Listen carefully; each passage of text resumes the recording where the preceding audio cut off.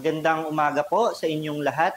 Ang title po ng ating devotion ngayong araw ay Puso para sa Nawawala. Ang ating pong teksto ay matatagpuan sa Luke 15 verse 4. Basahin ko po. Suppose one of you has 100 sheep and loses one of them. Doesn't he leave the 99 in an open country and go after the lost sheep until he finds it? Dito po sa teksto natin, ikinukwento ni Jesus ang talinhaga ng isang pastol na may 100 tupa, ngunit nawala ang isa. Iniwan niya ang 99 upang hanapin ang nag-iisa. Pinapakita dito ang katangian at puso ng Diyos para sa bawat individual.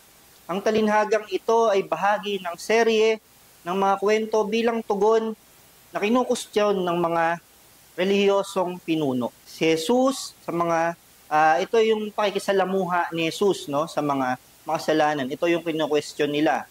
Ang kwento ay nagbibigay diin sa pagmamalasakit ng Diyos para sa mga nawawala at ang kanyang walang sawang paghahanap upang sila'y maibalik. May 3 puntos po akong naisibahagi na matatagpuan natin sa ating teksto ngayon.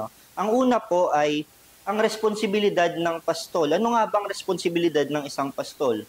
Ang tungkulin ng pastol ay alagaan ang lahat ng kanyang mga tupa. Kahit isa man ang mawala, hinahanap niya ito dahil mahalaga ang bawat isa. Ganun po tayo kahalaga sa ating Panginoon. Ikalawa naman po, puso ng Diyos para sa nawawala. Ang pastol ay kumakatawan sa Diyos na ang puso ay laging nakatuon sa mga nawawala, malayo sa Kanya at nangangailangan ng Kanyang biyaya at kapatawaran. Ikatlo naman po ay ang kagalakan ng pagbabalik. Kapag natagpuan ang nawawalang tupa na siyang dinedescribe ang bayang Israel nung time na yon, na kumakatawan naman sa atin bilang mga Kristiyano ngayon, nagdidiwang po ang kalangitan sa atin kapag may isang makasalanan ang nanumbalik sa Diyos. Ngayon, ano naman po ang refleksyon nito para sa atin sa kasalukuyan? Pinapaalala sa atin ng mga talatang ito na pinahahalagahan ng Diyos ang bawat tao kahit gaano pa sila kalayo o nawawala. Tulad ng pastol na naghahanap ng nawawalang tupa, walang tigil din tayong hinahanap ng ating Diyos. Bilang mga tagasunod ni Kristo, tinatawagan din tayo na ipakita ang parehong puso, hanapin ang mga nawawala sa ating komunidad, magbigay ng pag-asa at ibahagi ang pag-ibig ni Kristo. Naway maging daluyan tayo ng habag ng Diyos, laging handang gabayan ang nawawala, pabalik sa Kanya. Tayo po ay manalangin. Panginoon, nagpapasalamat po kami sa umagang to na pinagkaloob mo sa bawat isa.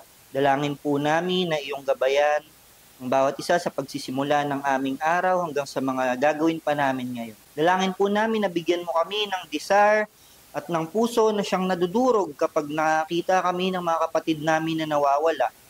Tulungan mo po nawa kami na magkaroon ng compassion sa kanila upang hanapin namin sila, Lord. At tulungan mo rin nawa po kami na magkaroon ng oportunidad at gumawa kami ng sarili naming oportunidad na ibahagi ang iyong pag-ibig at pag-asa sa mga kapatid namin na hindi na namin nakikita sa simbahan, ganun din sa mga kapatid namin na nais naming ilapit sa iyo. Salamat po, Panginoon, sa umagang ito at gabayan mo kami sa aming magiging mga gawain pa sa buong araw. Ito po ang aming dalangin sa pangalan ni Kristo Jesus na siyang aming sinusundan. Amen. Good morning po.